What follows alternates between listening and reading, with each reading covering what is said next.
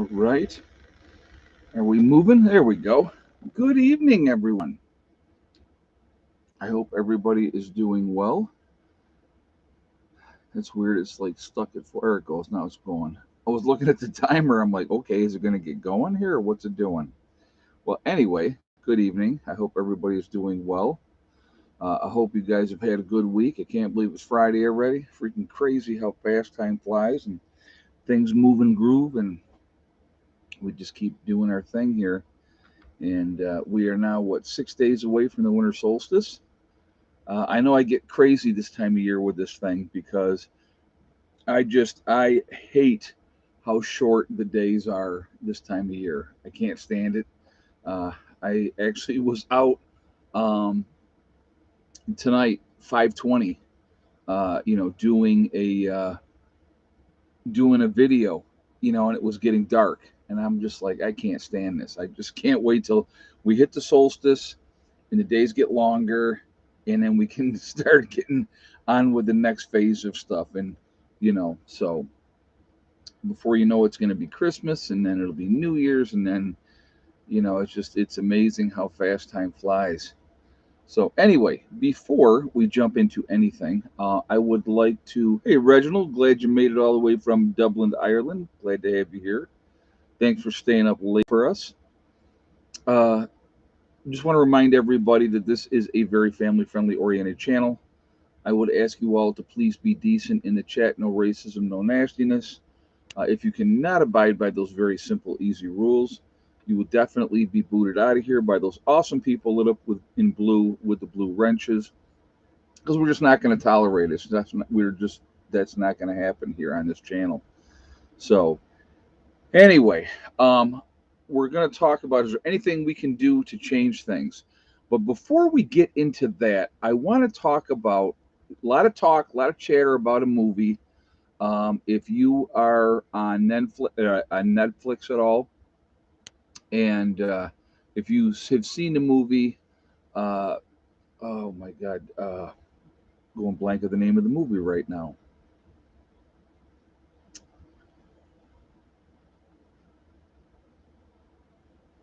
Wife and I, and results showed no brain tumor, so I guess she's really stubborn, but no tumor. Oh, that's good, man. I'm glad to hear that. Yeah, leave the world behind. Thank you, Carol Prince. Good news to hear on that front that she did not have a tumor, so I'm glad to hear that. Thank you for sharing that with us all. All right, leave the world behind. We're going to do a little bit of a movie review of that. I'm going to give you basically my opinion of that movie. Very, very bizarre movie, to say the least. Uh, you know, I agree that some of the things are very plausible in that movie.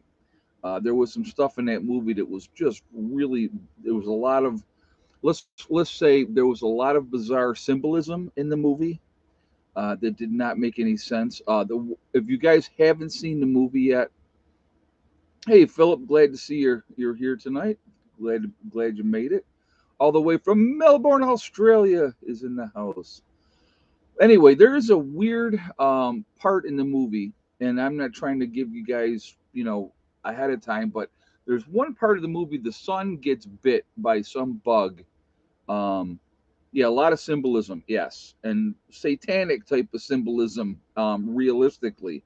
But there's one point in the movie where the son gets bit by some bug, and then like he wakes up the next day and he's like pulling out his teeth, and that made zero sense.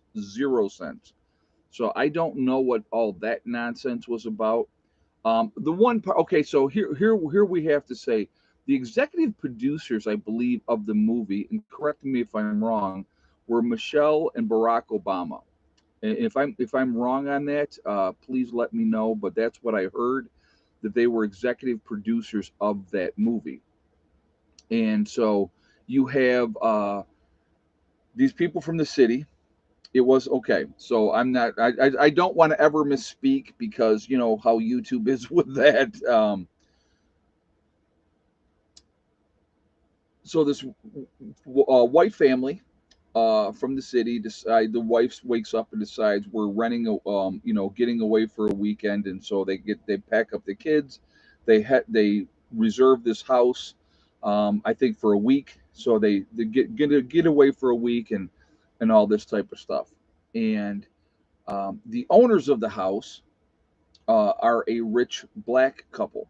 Okay, and the father and the daughter end up showing up at the house, and there's that conflict of and they make it out they uh, um they make it out like the wife is, yeah, doesn't want these people in the house because they're black, basically.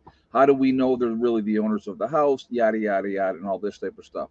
Well, in the movie itself, the daughter's like, well, we can't trust them. We can't trust white people. You know, and so mom would agree with me, and the father does not agree with that. You know what I mean? But it was very bizarre. Um, Left more questions than answers. But one of the things I will agree with from this movie, okay, let's get to the premise of the movie. There is a cyber attack in the United States, and what happened was, communications are disrupted, so it affects everything.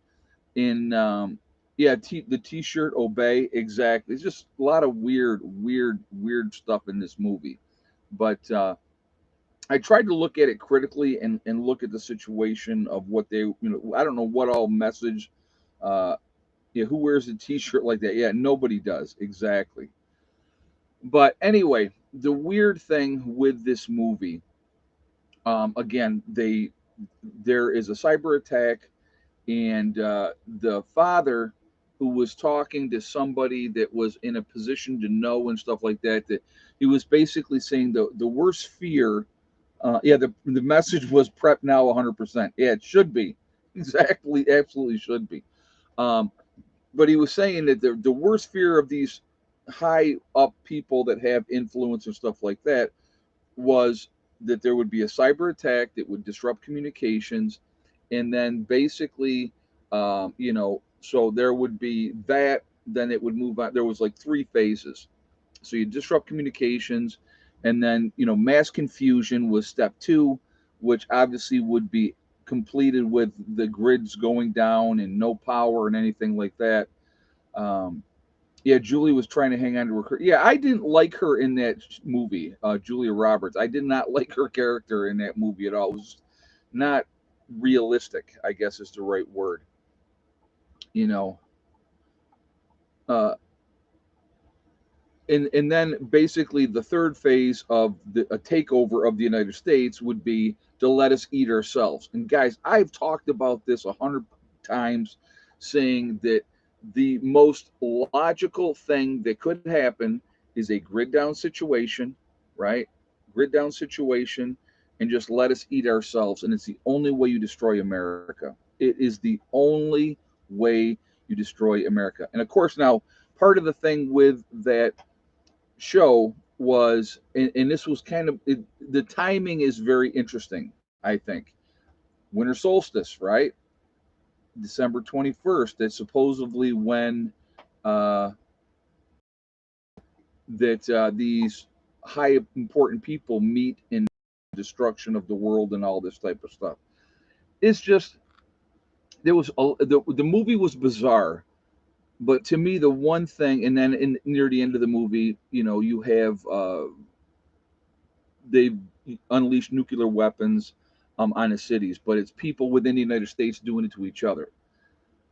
Very bizarre. And then of course you have the isolationist, the guy that was a contractor in yeah, Barack and Michelle know the plan. Well, it's a Freemason movie. It is a bizarre movie. Yeah, pitiful bunker at the end. Yeah, I just was like, the little girl could just go down there and open the door, this huge door, and just it opens right up. Yeah, it just, I don't know. The teeth falling out was from noise and radiation. Then how, okay, if that's the case, Nick, why didn't the rest of the family have that same thing going on? Why were they all not having high fevers and then stuff like that? It was just, it was a 2 hour and 20 minute movie, and it's like I said, just very bizarre, very bizarre.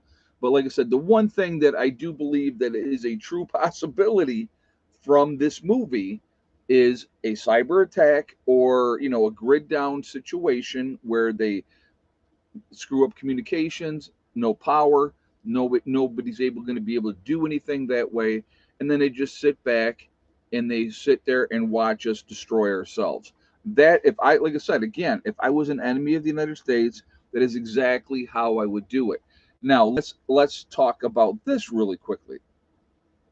Let's talk about our very porous, and I know we only talk about our very porous southern border, but do we ever really talk about our very porous northern border? Right? We don't have any wall between us and Canada.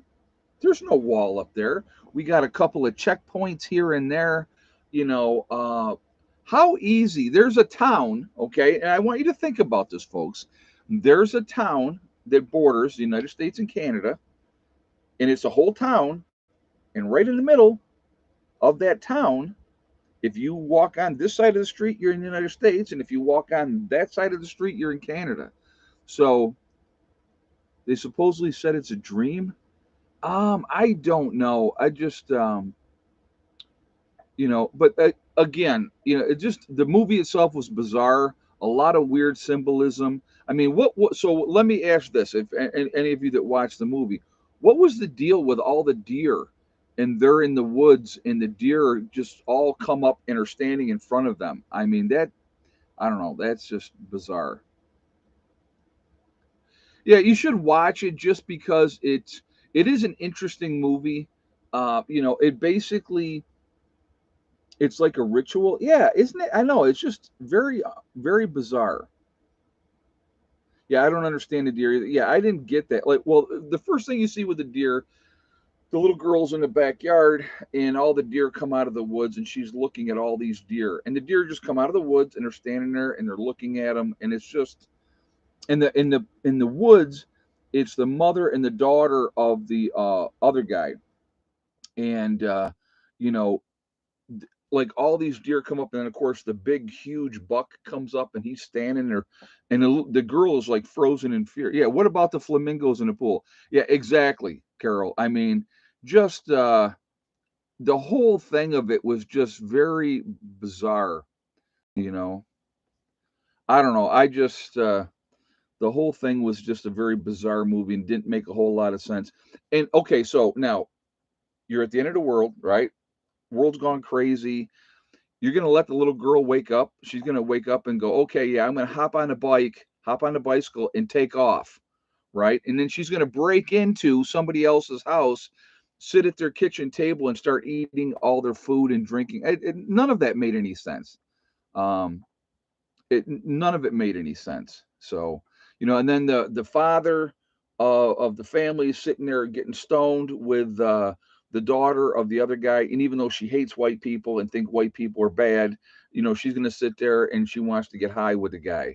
And then the wife, who was sort of racist in the beginning of the movie, now all of a sudden is pretending, maybe I'll sleep with this guy, but oh, I can't because I'm married. It's just completely out there. First of all, I'm going to tell you what, if people have prejudices, okay, if people have prejudices just because a situation happens, they don't change the way that they think. If anything, they get more locked into the way that they think. It's just, yeah, I don't know. The whole thing was very strange. Just a very strange movie.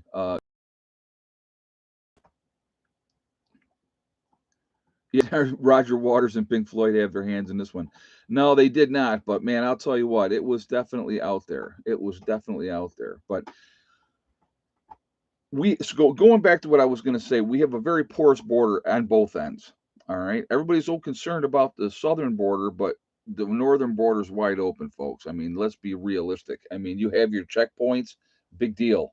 You could go into Canada very easily. You can come out of Canada very easily. You don't always have to go through the checkpoints.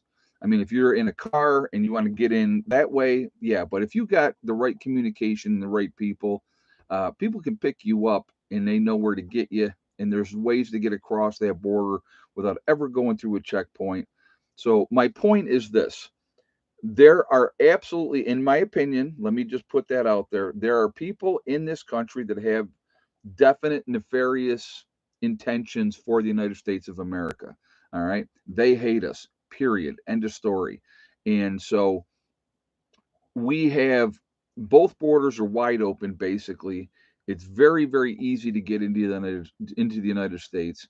And so, they're here. They're waiting for orders, basically. And again, uh, you look at the tensions ramping up with us in China. I mean, just look at that situation alone. We're not even talking about Russia. We're not going to talk about Russia at all because, like I said, again, to me, our true enemy is not Russia. It's not Russia. What are we at? 326 in the chat. We got 113 thumbs up. Again, guys, if you have not shot a thumbs up yet, I'm going to ask you to please um, shoot a thumbs up and, to show support for the channel. And it seems just as much a curse to be intelligent as it is stupid because we still have to coexist and figure it out. Yeah, yeah. But I had a discussion. What's the name of the movie? Guys, would you put the name of the movie in the chat again? Because I've already blanked out on what it is again. So if you guys would just throw that up there again. In Michigan, we have a road that goes into Canada, just phone and a webcam. Isn't that crazy? Yeah. Leave the World Behind. That's the name of the movie, guys. It's on Netflix. Those of you that have not seen it, you should watch it. It doesn't make a whole lot of sense. The ending is very bizarre.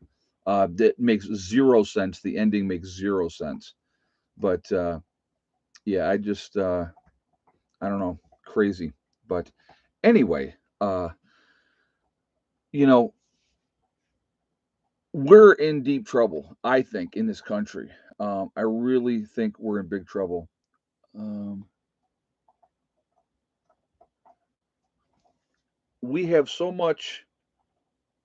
We have so many. Our power grid is our Achilles heel. Okay. It's our Achilles heel. It's been our Achilles heel. They realistically have not done anything to address it on a larger scale. Maybe here and there, I've had people say to me, oh, well, I work for this company and we're hardening the grid in this area or that area. But what they need to be doing, yeah, what about the tanker washing up on the beach? Yeah, I don't get that one either. I have no idea what that's all about. Robert said, intuition told me to stop watching 5 minutes in. Yeah, it's just the whole thing was just bizarre. It was a very bizarre movie. Didn't make a whole lot of sense, uh, you know.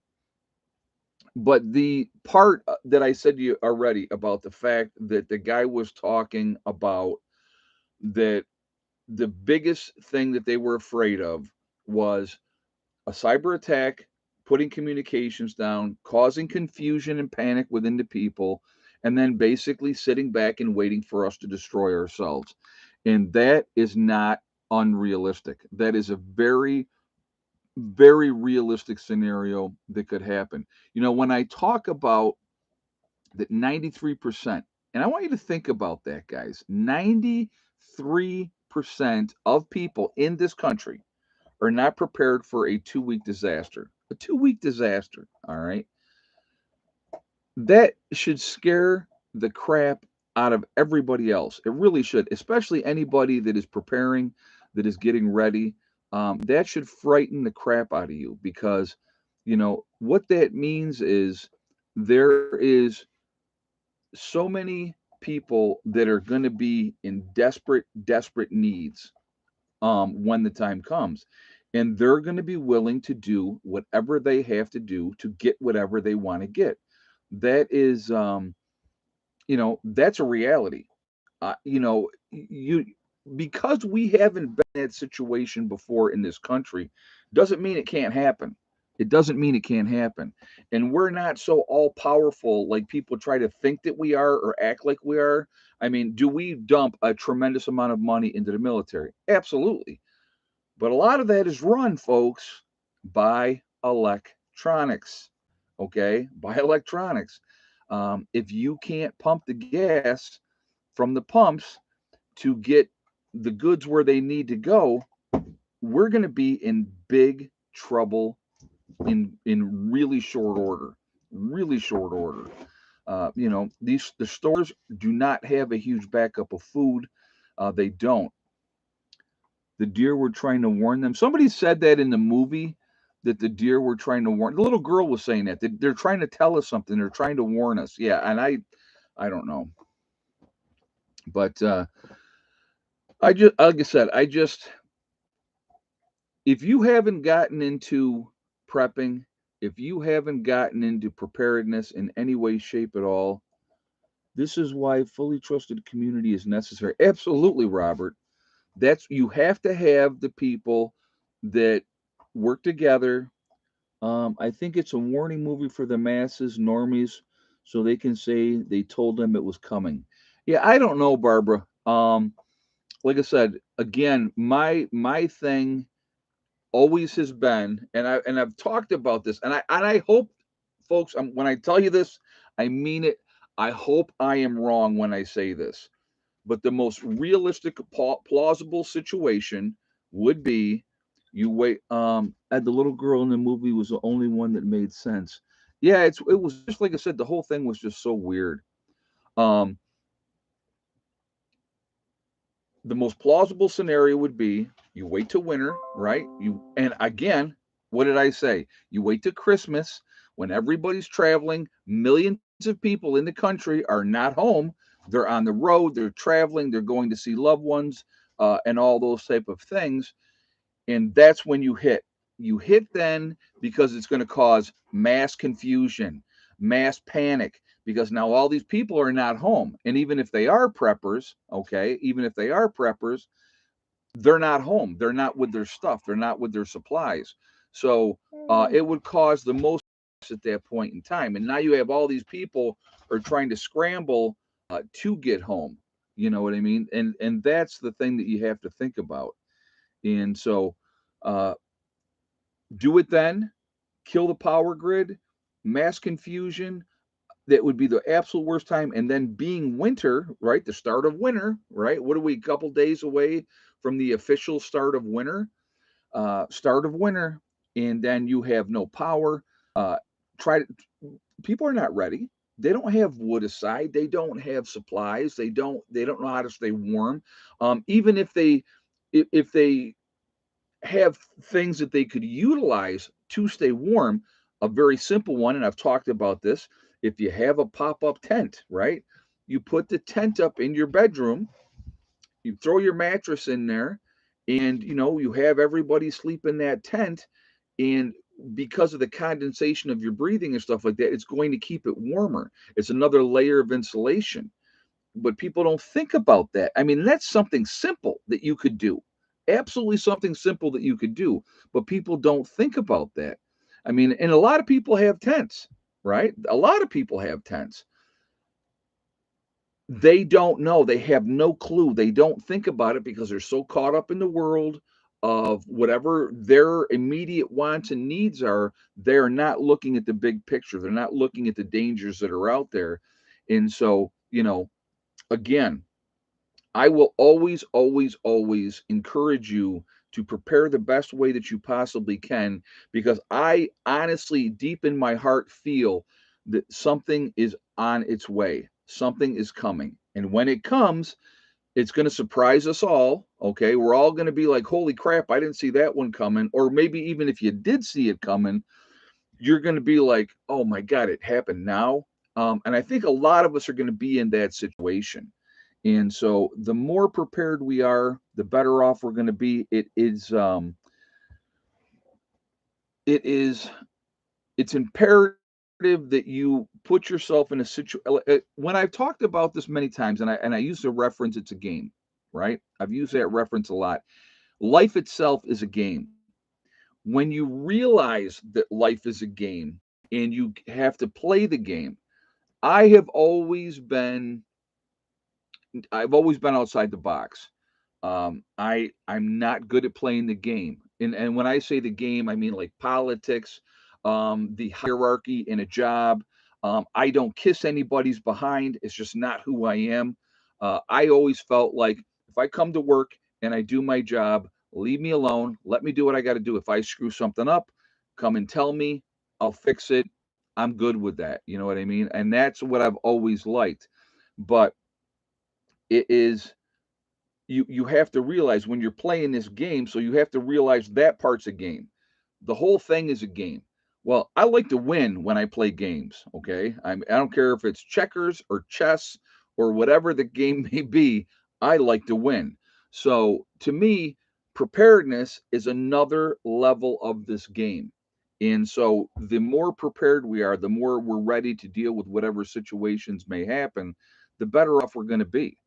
And so, with everybody getting together here once a month, and every single month we get a little bit further, and then through the month I'll work on whatever projects that I can do by myself and take care of different things. But everything that is done for a purpose, it's done for a reason. There's planning behind it, there's a game plan behind it, and that's what we do, you know. Oh, I did get the, well, like the composition notebooks. Is that what you're talking about? That came in the mail? Yes, I did get the composition notebooks, and I still have to. I I I I have some stuff that I have to go through that I have in the Wolf's Lair. So thank you very much for the composition notebooks. I do appreciate that. There's a bunch of stuff I got to go through in the Wolf's Lair and try to see if I can't find my binder. I'm pretty sure it's out there. It's just a matter of getting that time to get that done. But anyway, again, Southern Prepper One has wool blankets in a bag for his car. Oh, I keep a wool blanket in my car or my truck. I keep a wool blanket in my truck at all times. I keep a tarp in my truck at all times. I have a go bag in my truck at all times. I actually have the other bag that you can get from Walmart, the 72-hour bag that you can use. So super volcano, EMP, and alien invasion at the same time will be bad. Yeah, that would not be good. That wouldn't be a good combination. But you look at what's going on right now, and there's a lot of crap going on, and it almost feels, and I'm not saying this is what's happening, but it almost feels like they want to get us into a war. You can see it. You know what I mean? You can absolutely see it, and it's just they're amping stuff up. There's a lot of antagonizing going on. It's just it's ridiculous, this constant stuff going on. And what would you recommend or urge people to do in the light of our environment? Again, the number one, like I said, after you have prepared for your family, food, medicine, uh, guns, ammo, medical supplies, ways to purify water, do all those type of things, you really should be focusing on grouping up. And I don't say that, oh, because I have a group, and hey, yeah, we got a group, great, and but the thing is, it takes time to figure out. Yeah, definitely staying on top of your health is also important. Taking care of your teeth, making sure you're doing your dental work and all that type of stuff. If you wear glasses, like I wear glasses, making sure you have extra pair of eyeglasses, all those type of things, obviously really important. But long term, you are not going to survive if you do not have a group. Okay. That's reality. I don't care how prepared you are. I don't care how much prepping you've done, but you have to have a support structure. Yep. Jeanette just said it right there. A support structure helps in many situations. And I'm going to give you some examples of this. You could be the best prepper in the world. You could be the ex Navy SEAL that knows all the things and has all the tricks and all the knowledge, and you know what to do. Then you get sick, right? So it's you, your wife, and your kids. You're the man, right? You're the man, but you're down. Who picks up that slack? Who's there to pick up that slack? If you don't have a support system, if you don't have a group, there's nobody there to pick up the slack. And I've talked to you guys many times about that. You can't stay up 24 hours a day. You can't do all the things that you need to do every single day. I mean, you think about right now. Okay, let's just look at commonality of what's happening this time of year right now, right? Flu season, right? A lot of people are sick.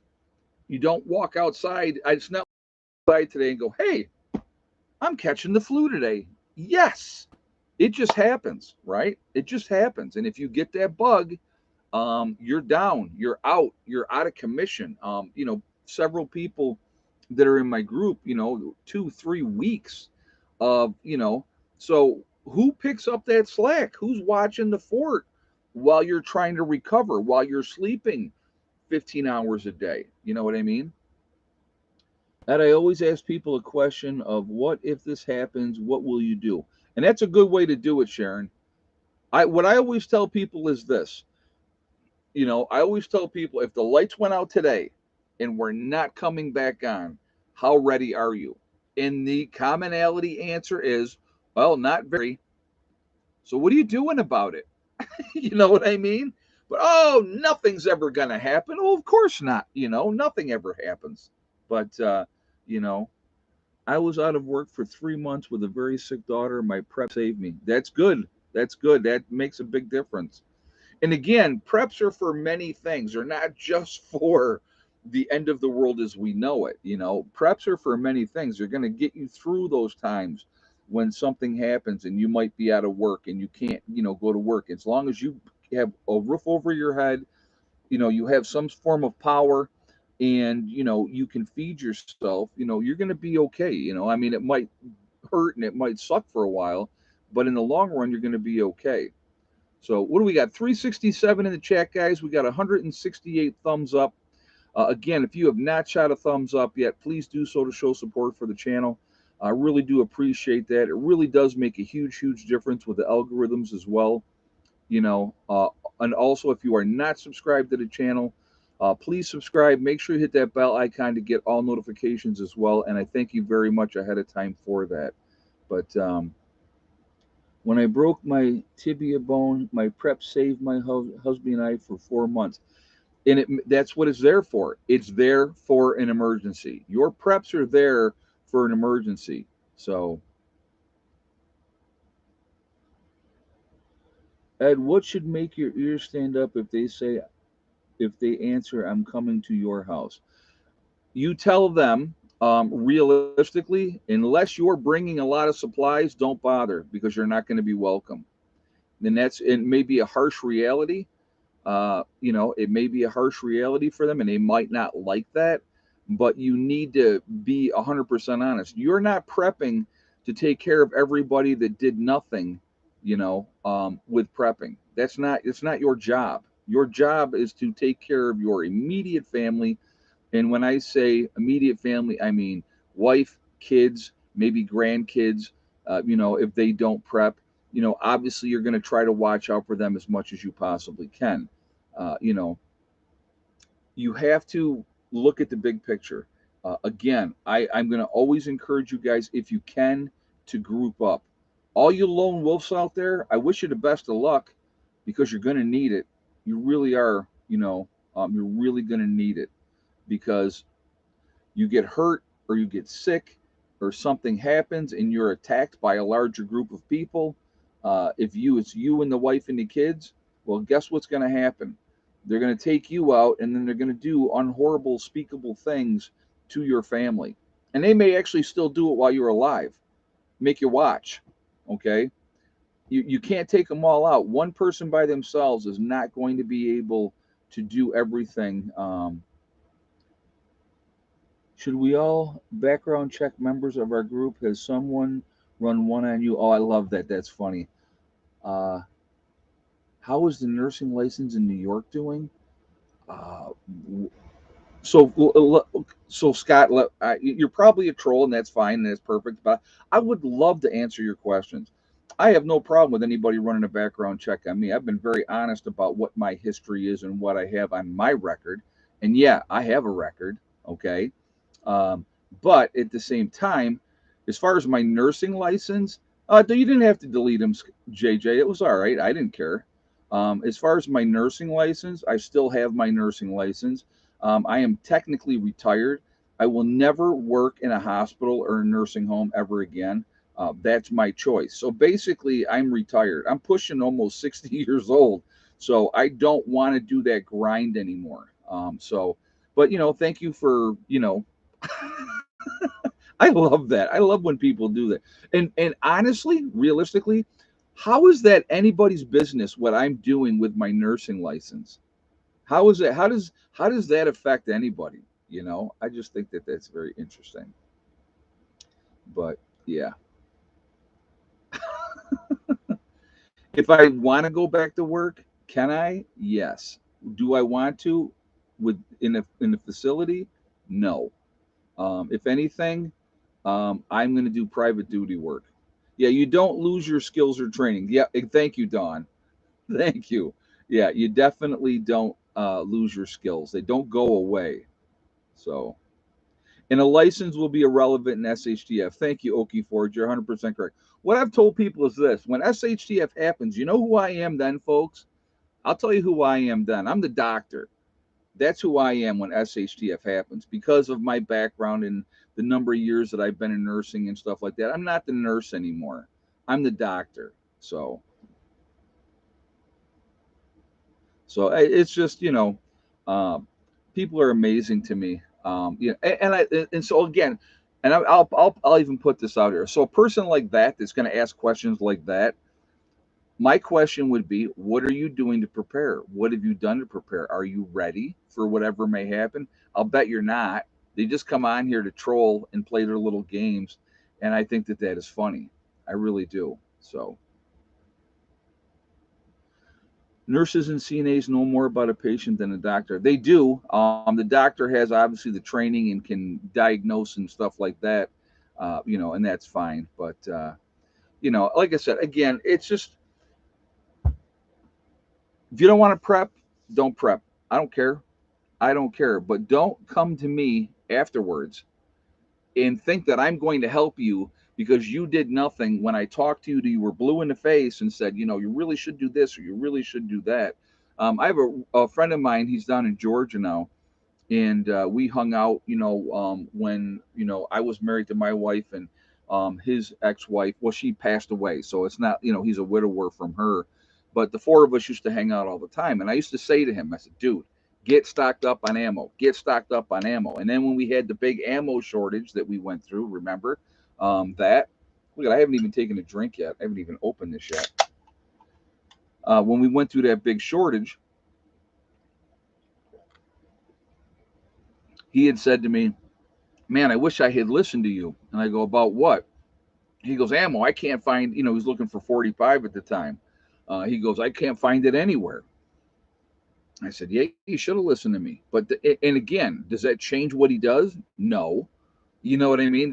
They will acknowledge that they screwed up, that they should have done this or they should have done that. They do anything to change it? They don't.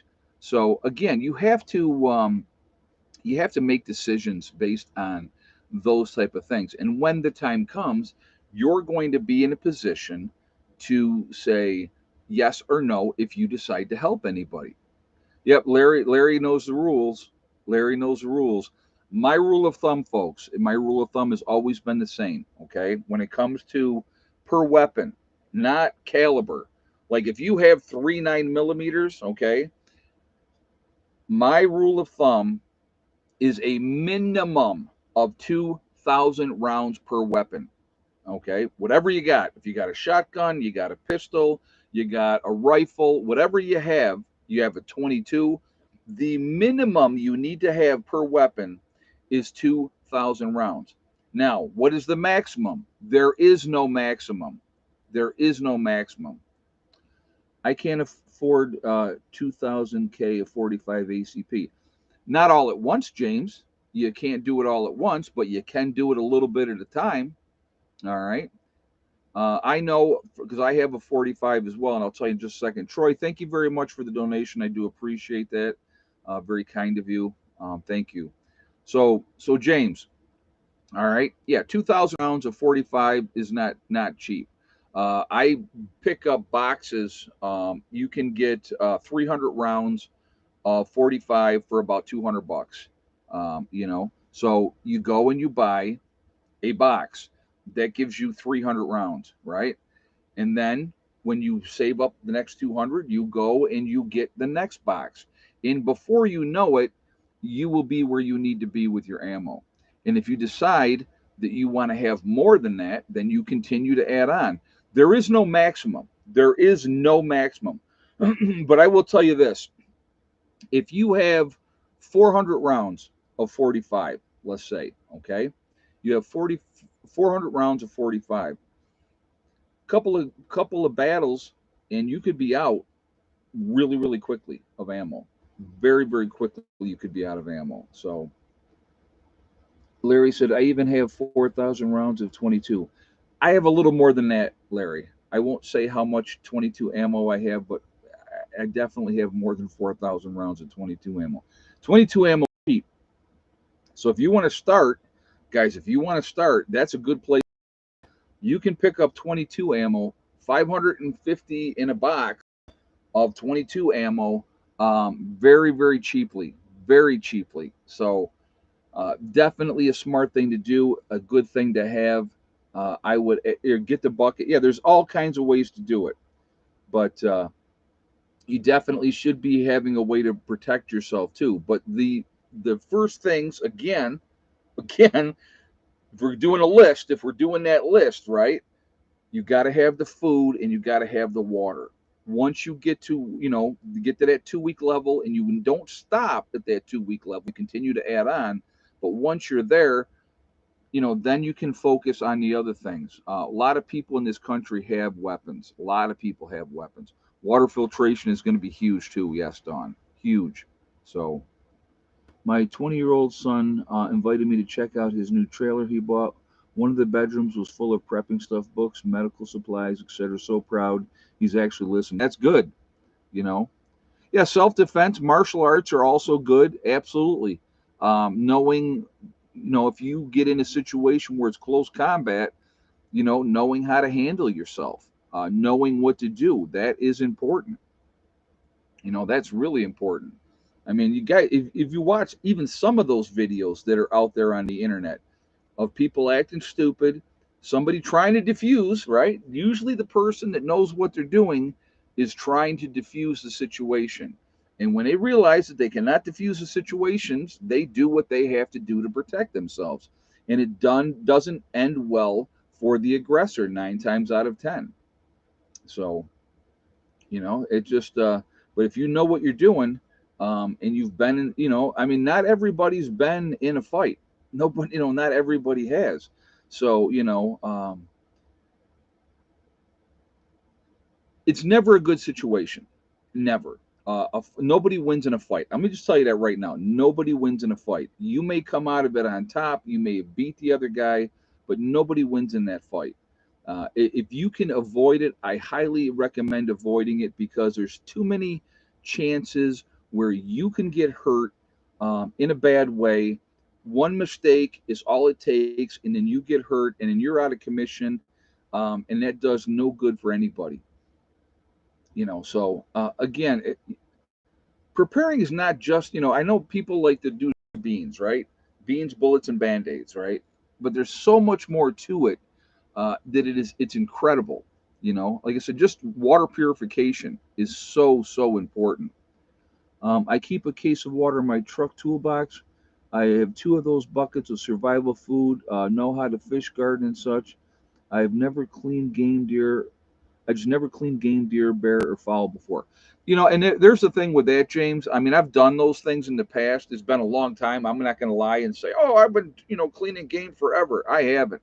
Now, I'm very fortunate that I got plenty of people in the group that have. So, and here's the key, James. Okay, when I say this, listen to this. This is the key.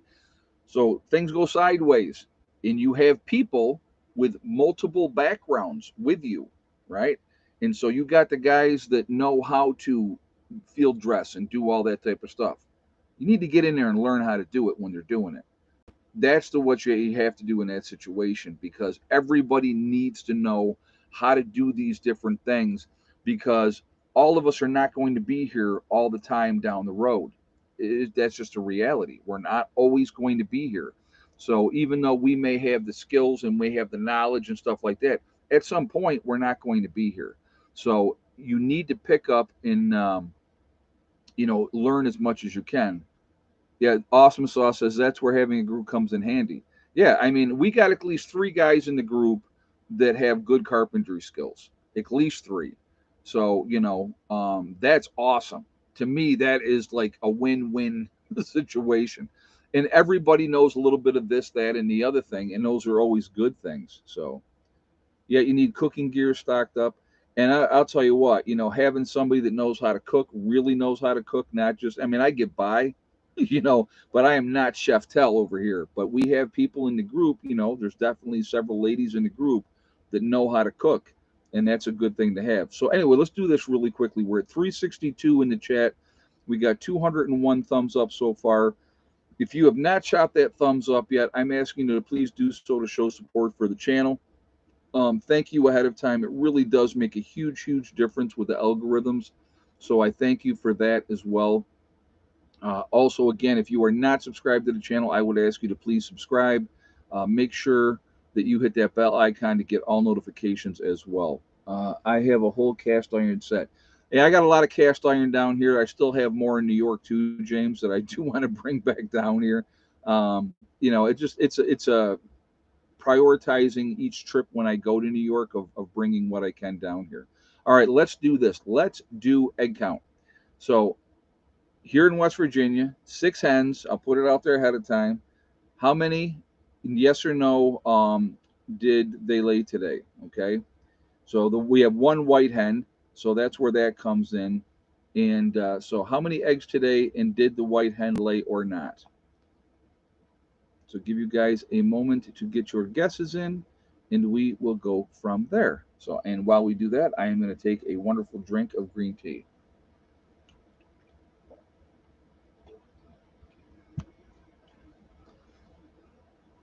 All right.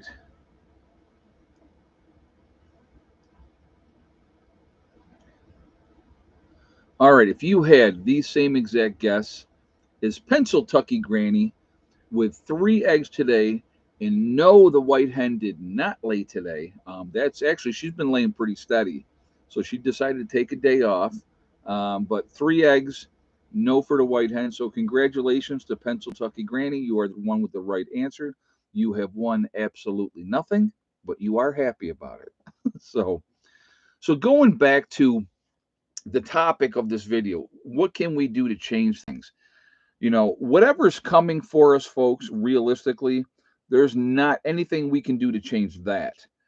There is a game plan, and there are people a whole lot smarter than us that are in the process of making this game plan work. Um, but I would tell you, what we can do about it is how we personally prepare for it. And again, prepping is not about just SHTF and the end of the world as we know it. Prepping is about emergencies. That's what prepping is. It's another form of insurance so that you are ready. It's like people buy life insurance. I have life insurance on me. So if something happens to me, that life insurance goes to my children, right? Or if you're married and if you want to have, a policy on the husband and a policy on the wife, you'll find out how much she loves you. That's but yeah, we cannot control other people. We can only react to it. Right. But we can control our own situations in what we do, what we do to prepare. So, the more prepared we are, the better off we're going to be under any circumstances of an emergency situation or a true SHTF situation. It's just giving you that edge. And I like having an edge. So, yeah, 12K for a funeral. I know well, I'm being cremated when I go. I already told him, um, when I die, just cremate me. Don't make the Undertaker rich. I don't want no elaborate thing. I don't need no showing and all that other nonsense. I'm gone, I'm gone. So just cremate me, dump my ashes on my property, and I'll be happy. So why do you have to shout out to get noticed here? You don't, Peter. Thank you for assuming. I do appreciate that. How many questions have I answered today, Peter? I got one shout out today.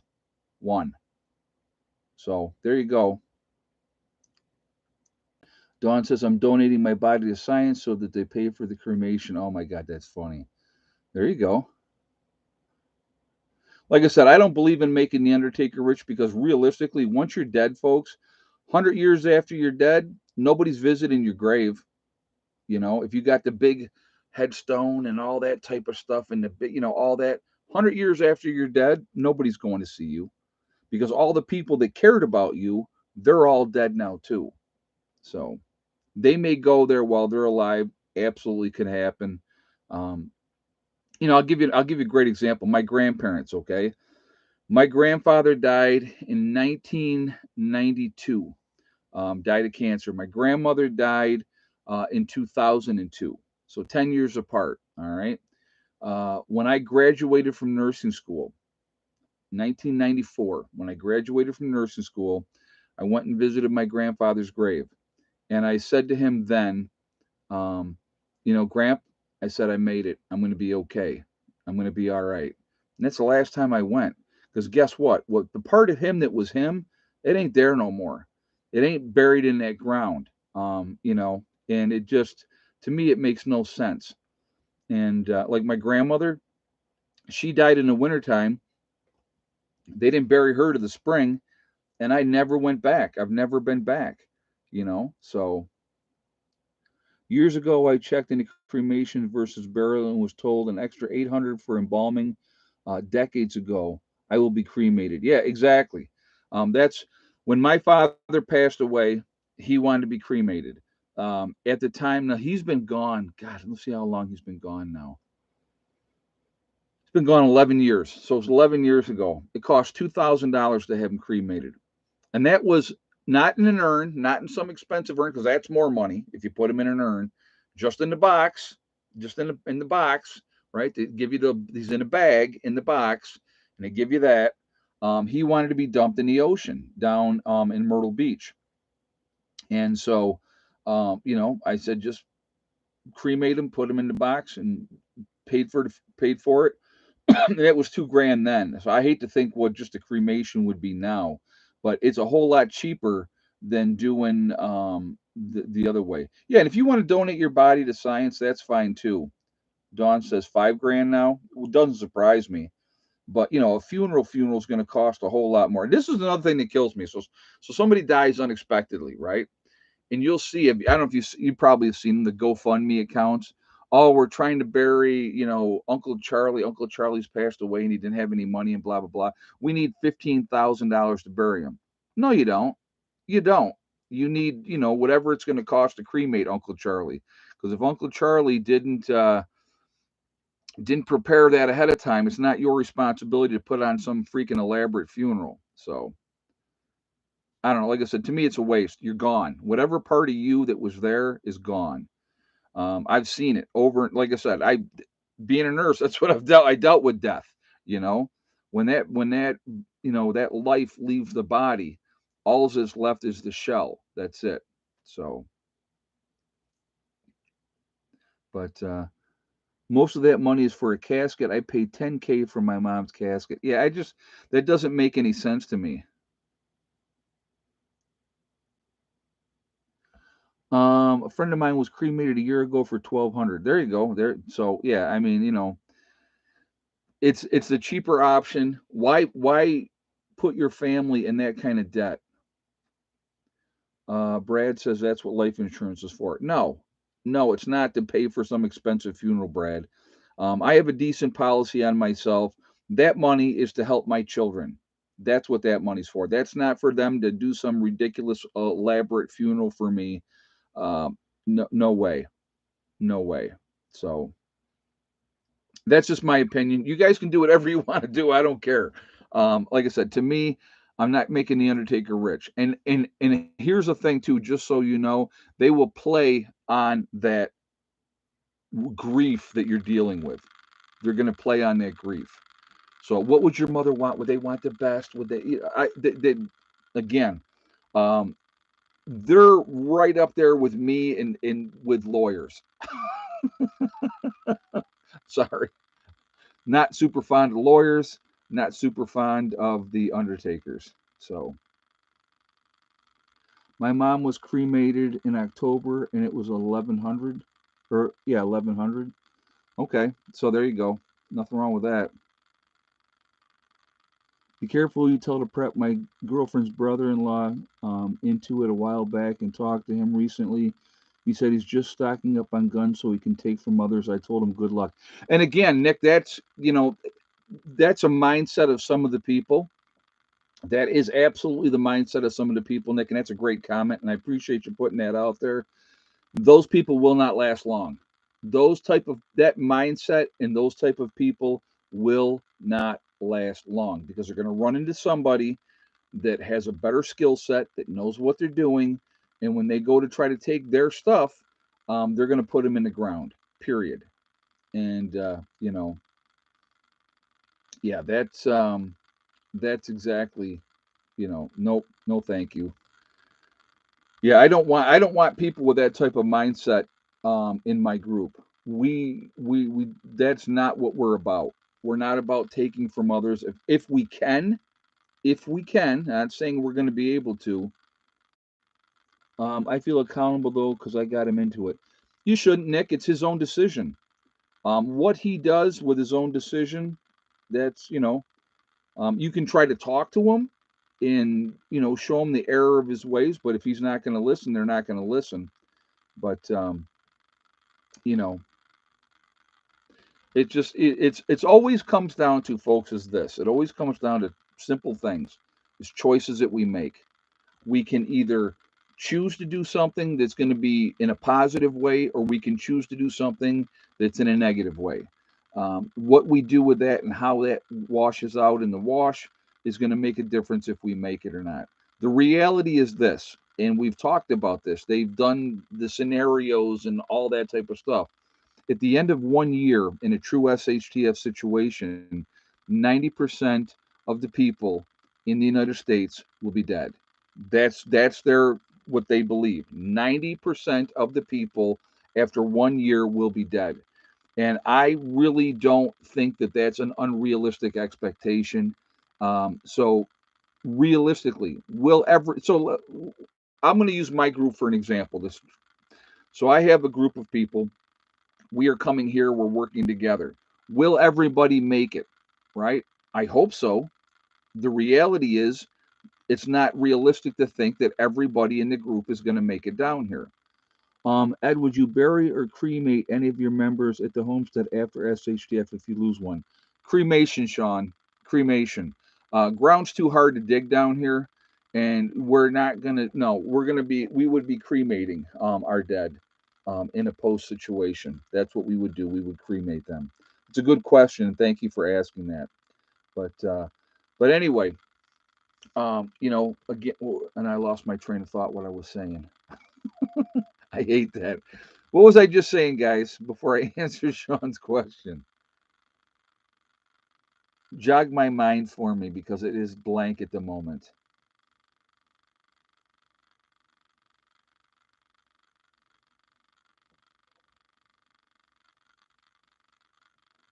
Oh, the group. Yes. Okay. Thank you. See, it's just that little thing. It's just that little thing that gets me back on track. Um, so again, will everybody make it down here? The reality is probably not. Okay. If 75% of them make it down here, we would consider that very lucky. I would hope everybody makes it. I hope everybody realizes, oh my God, this is a really bad situation. It's time to get out of Dodge. And they pack up and they get their bus down here super early. I hope that's how it works. Okay. Who can say? But the reality is, we're all going to lose people. We're going to lose people that we care about. We're going to lose people that we love. So let's say every one of my group members makes it here. All right, let's go from that perspective. Well, guess what? Here's the reality as well.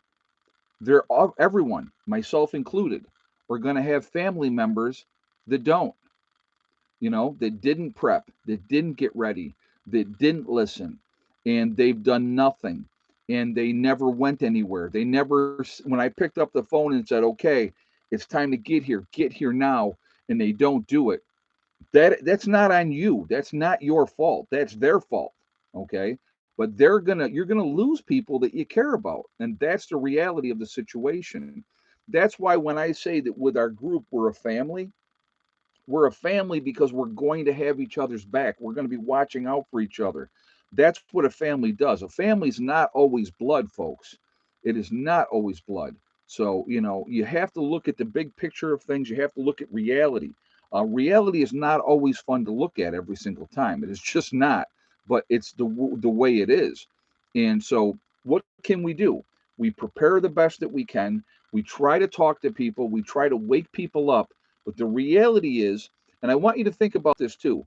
Now, SHTF has happened. Worst case scenario has happened. So you're dealing with trauma from that alone. Okay. Now you're scrambling trying to get to your bug out location. Now you've made it to your bug out location. Maybe you lose people on the way to your bug out location. Maybe you have gotten in firefights or whatever the case may be, and you've lost people on the way. That's a possibility that can happen. That's a reality that can happen.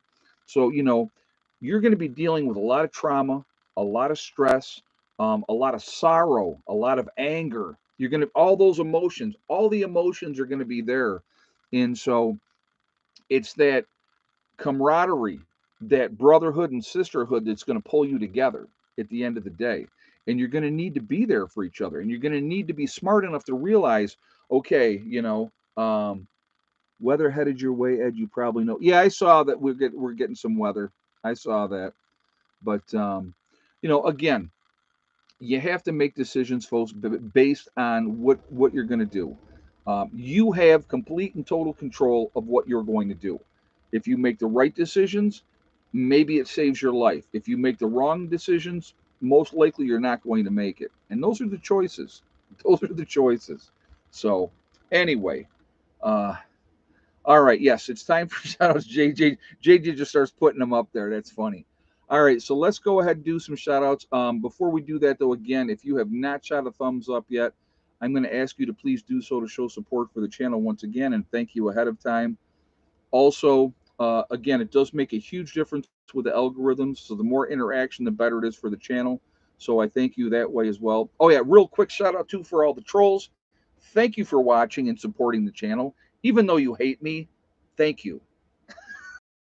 Because they're still there. They're still watching, which thank you for doing so. That's really awesome. I really, really appreciate my trolls that watch every day because you're help supporting the channel. So that's awesome. So, all right. Oh my God. So anyway, we'll start out with Heavenly Hills Homestead. Great guy, growing giant vegetables. Definitely give him some support. Very much appreciate you doing so. You have Icky Can up in Canada doing his thing up there. Definitely show him some love as well. You have Angry Prepper, which is Jason down in New York City. There is Alaska Prepper, that's Rudy. You have Alaska Granny. There is Sean James with the Sean James channel and My Self Reliance. There is Bjorn Hansen, Corporal's Corner. You have I'm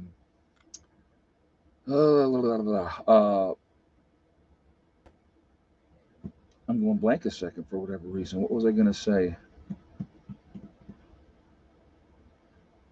Our Life Off Grid trolls are the most loyal to always watch over you. Yeah, they sure are. They are. They sure are. Prep Rebel, Simple Life Reclaimed. There is the Nomadic Movement down in Panama. Nice young couple down there. You got Survival Lily over in Europe. There is Russell Brand. You have Marfugal News with Adam and Dax out on the West Coast. There is Southern Prepper One with his Boots on the Ground series. 80K Man up in the Adirondacks. Mary Greeley News with all the latest updates with Yellowstone and everything going on there. East Tennessee Preparedness. Um, there is Doug and Stacy. Doug and Stacy's a great channel. Definitely show them support as well. Wrangle Star is another good channel. Definitely check him out as well. Bizrizajizza doing the Carrington Chronicles. There is Pinball Preparedness. You have Patera with the Appalachian Homestead. You have Ryan Hall, y'all, with the weather. Very passionate about the weather. Great guy. Definitely show him some support as well. You have Mary Greeley News giving you all the latest what's going on with Yellowstone, East Tennessee preparedness. Truly Tara with the she does makeup videos. Uh, there is Magic Prepper in North Dakota. You have Bush Radical, Girl in the Woods, husband wife team, really good people as well. A lot of good information with them. There's Green Greg's. There is Diamond with the Oppenheimer Ranch Project, Boss of the Swamp. He's been around a long time as well. What's the other one there? The Needy Homesteader. Thanks, Don. She's another one, been around a long time, good channel, a lot of good information. There's a lot of good information out there. There's a lot of good channels. We definitely should be supporting each other. I think it's a good thing to do so. And at New York City Prepper, or is it New York Prepper? I don't remember. But Deep South Homestead is another really good channel, very family friendly oriented channel. So yeah, a lot of good Townsends showing you what it's like to live in the 1800s. It's another really good channel. So good people out there. We definitely should be supporting each other, and that is a good thing. Lumina Acres. Yep, yep. So, all right. So that's going to be it for the shout outs for right now. I do have to go find that book. I'm just going to have to, like, this weekend, I'm going to have to take a day and just like go through all my stuff and find it.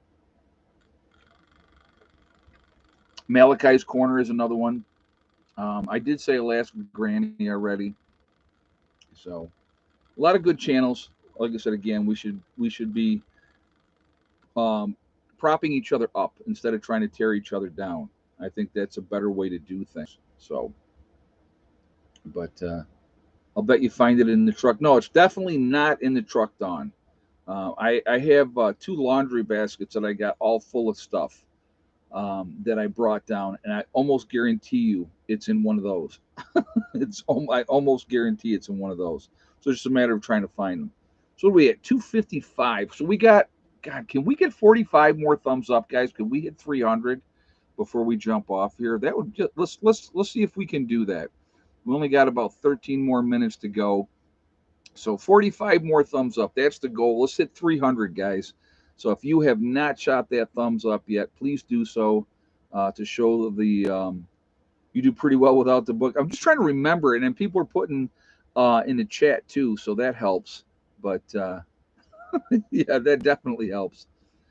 But anyway, the book is behind the insulation. Yeah, no, it's definitely not behind the insulation. But again, if you haven't shot that thumbs up, let's do that. Let's see if we can hit that number. So we're 40 away. We need 40 more thumbs up, guys. So thank you ahead of time. So anyway,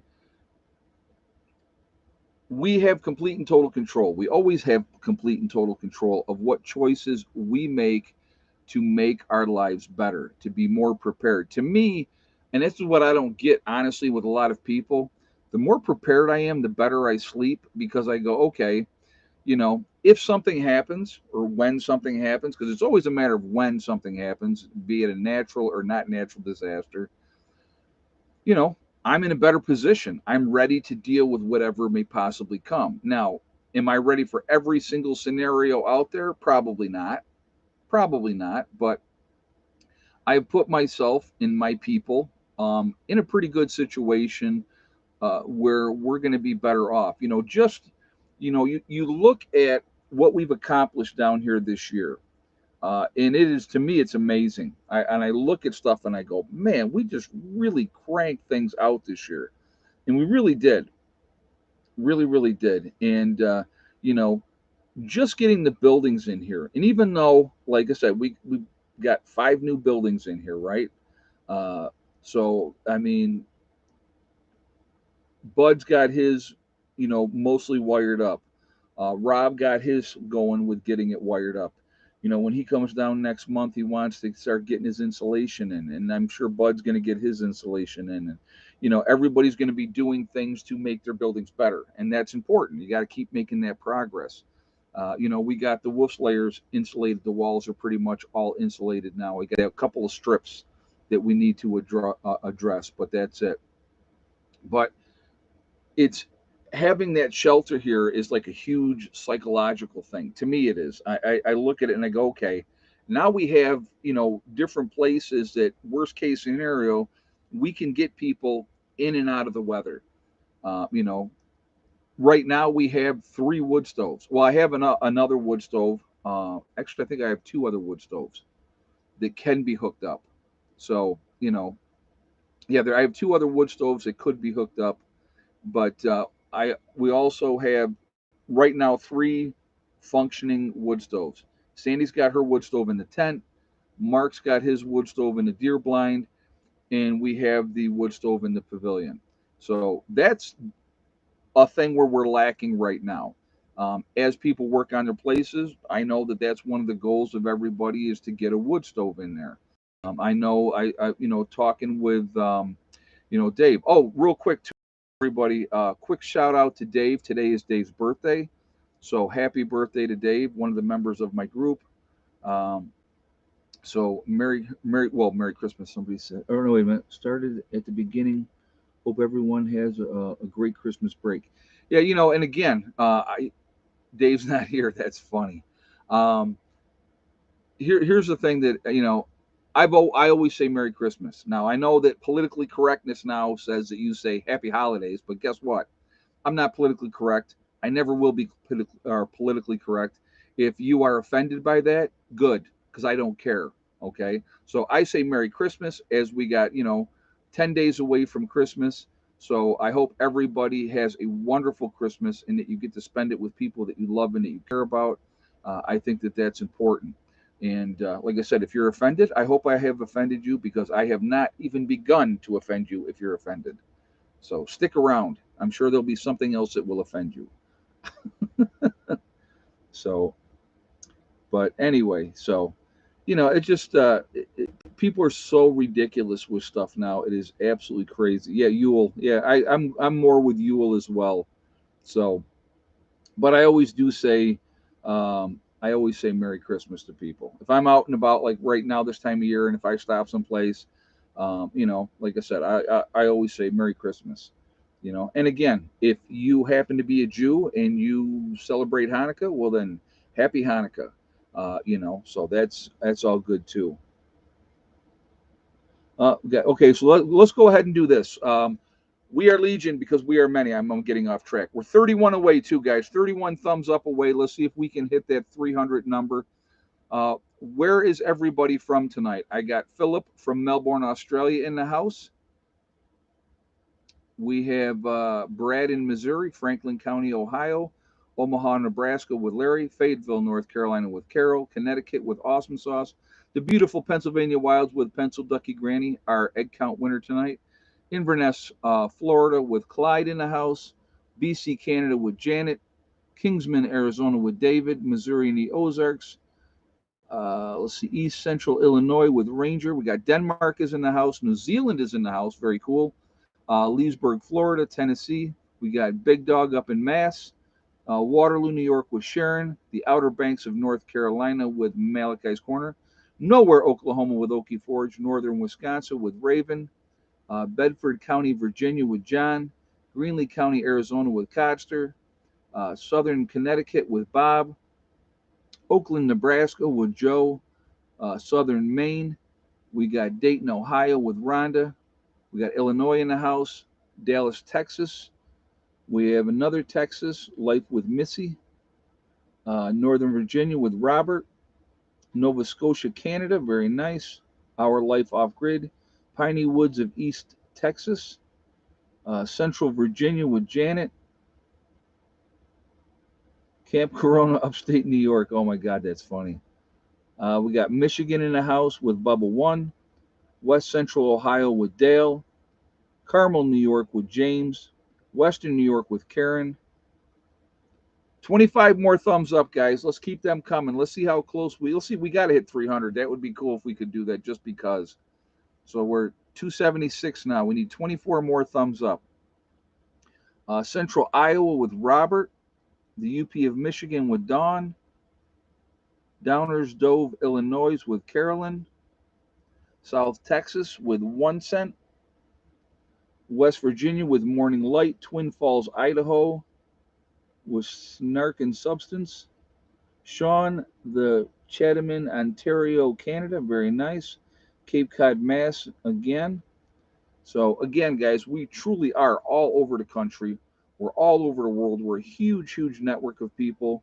We're the ones that truly can make a difference now by trying to help people, trying to wake people up. Every less victim that we have out there is better for our odds of surviving long term.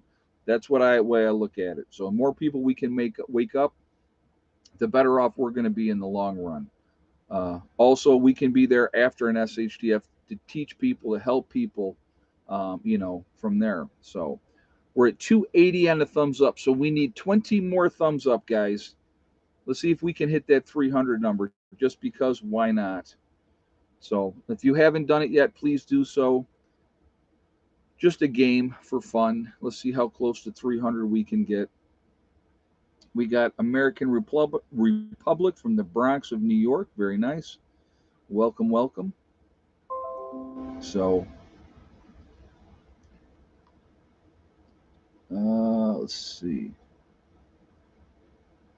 But like I said again, we all have choices, folks. It's what you do with those choices. So that's what you can do. You can make the right choices, put yourself in a situation to win, because it is a game. Never forget that it's a game. We got Brendan, New Hampshire.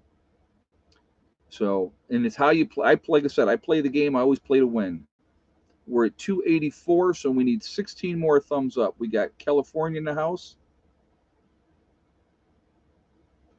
I'm offended there's no other Aussies in the chat tonight. I don't know. What's up with that, Philip? Where are they tonight? I know Emil, he probably put his up there too. He is also up in Canada. So I'm pretty sure I saw it go by. It was going so fast at that point that I didn't get a chance to say it.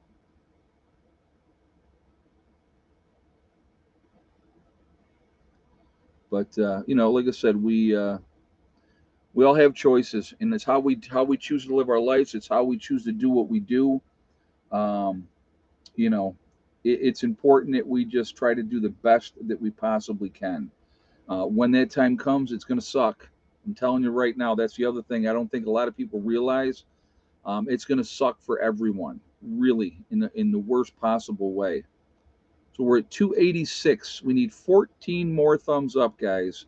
14 more thumbs up to hit our goal of 300. I should have probably done a goal early, but I didn't. A lot of Canadians tonight. Yeah, that's all right. I love my Canadian brothers and sisters. There's so many good people out there too. I'll tell you that. That's another thing that I will definitely say. There are a lot of good people out there, so don't forget that. So when the time comes, um, people are going to be on edge. They're going to be nervous. They're not going to be real trusting. So you have to listen to your gut too. You know, when am I coming down under? Let me know when you do, and I'll decide to. If you decide, I would love to. That would be awesome. Yeah, I would absolutely love that. That would be very, very cool. Um, yeah, the chickens have been laying pretty steadily, but we've definitely had some cold nights, absolutely cold nights. And so, with the plastic on there, it definitely keeps it warmer in the chicken run. That's like lift the front plastic up, and I put that up for them, and it works out a lot better for them. So, all right, we're at 291 now. We need 9 more thumbs up, guys. 9 more thumbs up to hit our goal. So, but again, guys, if you can group up, I highly, highly, highly encourage you to group up. I think it's really important. There's going to be safety in numbers, really important that way. You can't do everything by yourself. You have to realize that, and you're going to group up one way or the other when the time comes. That I'm just going to put that out there. You will group up. Make it be the group that you want to be in. All right, we're at 297 now. We need 3 more. So anyway, guys, I want to thank my moderators who do an absolutely fantastic job keeping the chat clean. I see JJ was busy tonight. These people think they can just come in here and act all foolish, but they do not, because JJ and the rest of my moderators are on them. So, ladies and gentlemen that moderate for me, thank you so much. Really appreciate what you do. I want to thank all you guys for being here as well. It makes these chats really worthwhile and a lot of fun. So I thank you for that reason as well. It's a lot. It's very cool. It's a good time. So remember, guys, we truly are all in this together. We are one race called the human race. As soon as we can figure that one out, we will be in much, much better shape. We have to stop letting them divide us. They love to use race. They love to use religion. They Political affiliation is a big one now. So they use these as ploys to keep us fighting amongst each other, and it's nonsense. It doesn't mean anything. We have to come together as human beings. We are a perfect example down here, what we're doing down here. Diverse backgrounds, different thoughts, not all the same pattern. Everybody doesn't think the same, but we have the commonality of prepping, and that's enough. Okay, that's enough. So, that's important. So, anyway, also remember to hug and kiss the ones that you love. Tell them every single day. Tomorrow is not guaranteed. We never know what's going to happen in life, so it's really important that we tell the people that we care about every single day how we feel. Last but not least, guys, STD, step, thing, and day. One step at a time, one thing at a time, and one day at a time. And it's as simple as that. It really, really is. Whatever you're trying to accomplish in life, the only person that's going to stop you from achieving that goal is you. That's it. Nobody else. If you set realistic goals and then set about to making them happen, they will happen. Uh, you know, Stay away from negative people that want to bring you down, that want to talk crap, that don't, their life suck. They want your life to suck. Don't let it happen. Okay. So, but anyway, I just found out that my group is only real family. Huh. Well, that's a choice that you can make. I don't think that that's a smart choice to make because there's a lot of other good people out there. That's just my opinion. I see we hit the goal. We're at 303. So awesome, guys. Thank you for helping us get there. Please, please, please be smart, be safe, continue to prep. Look out for each other. Do the best that you can. It's important. It really, really is. Have a great weekend, and I will see you all later. Prepper Nurse One, out for now.